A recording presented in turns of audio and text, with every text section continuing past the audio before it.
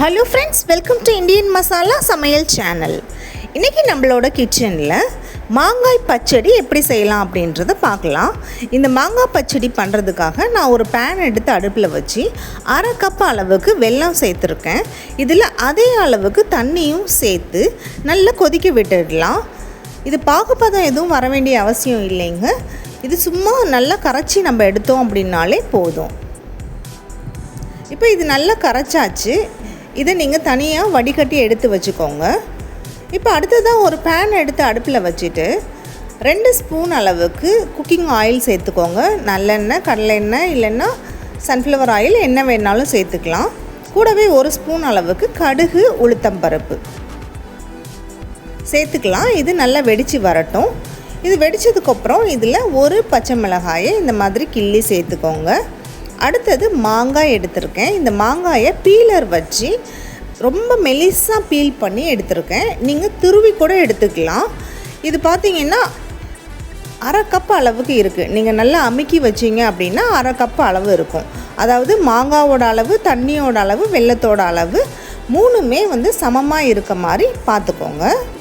இப்போ இதை ஒரு மீடியம் ஃப்ளேமில் வச்சு நல்லா வதக்கிக்கலாம்.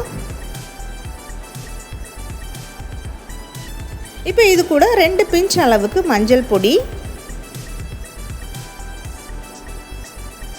3/4 ஸ்பூன் அளவுக்கு மிளகாய்த்தூள், 1/2 ஸ்பூன் உப்பு. இப்போ இது எல்லாத்தையும் சேர்த்து திரும்பவும் மீடியம் ஃப்ளேமில் வச்சு நல்லா வணக்கிக்கோங்க. இது ஒரு 4 நிமிஷம் போல் நல்லா வதங்கினதுக்கப்புறம் நம்ம கரைச்சி எடுத்து வச்சுருக்க அந்த வெள்ளை பாகை இதில் சேர்த்துக்கலாம்.